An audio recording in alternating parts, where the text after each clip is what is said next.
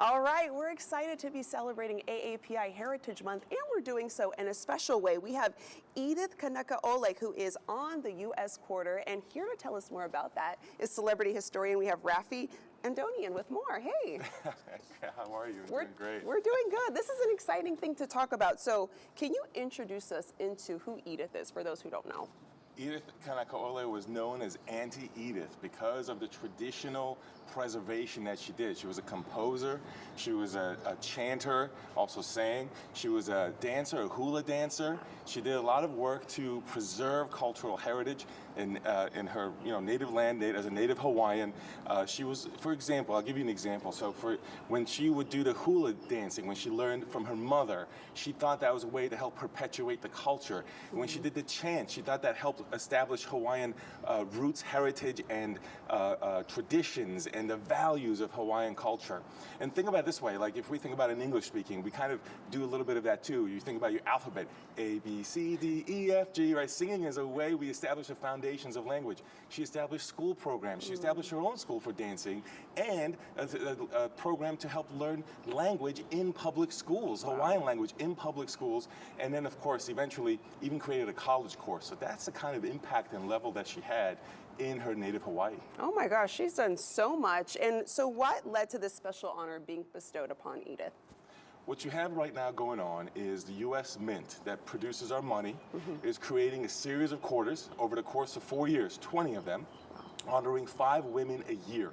And she's featured right now, we're in the second year of the program, 7th quarter overall in the series. Wow. And so in that program, known as the American Women Quarters Program, this is the first time that we have circulating quarters, so it might be in your pocket, circulating quarters that are dedicated exclusively to women.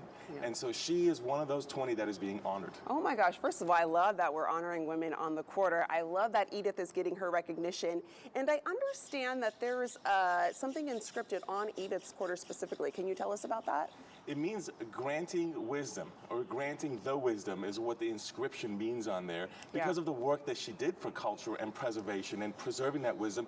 And what's also important to point out next to the inscription is her hair, if you look at the image closely, is blending into the Hawaiian landscape because part of her work was actually helping protect the Hawaiian landscape, which there was a struggle for with the federal government because many of those lands that they try to control through the government were spiritually and traditionally important to Native Hawaiians.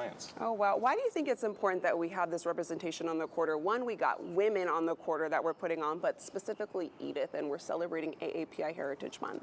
Well, for one, money is where nations honor their heroes.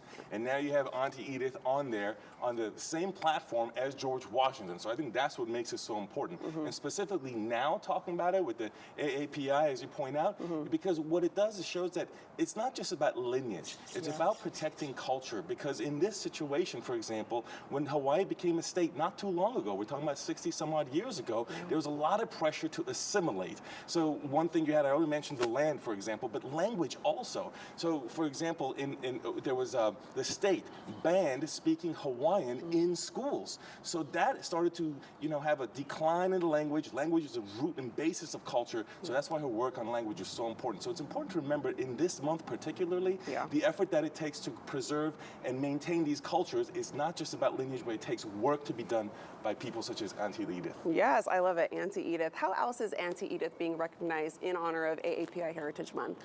Well, she's gotten the top award designation from the state of Hawaii for preserving culture. It's a lifetime achievement type award. She also has a foundation that is named in her honor that helps perpetuate her teachings and preserve Native Hawaiian culture. Wow. And finally, she's on the National American Women's Museum, History Museum, which is really important because there's 4 million visitors that they get a year online for the National Women's History Museum. All right, I'm going to let our viewers know where they can go for more info. Always a pleasure. To learn more about the coin, go to usmint.gov.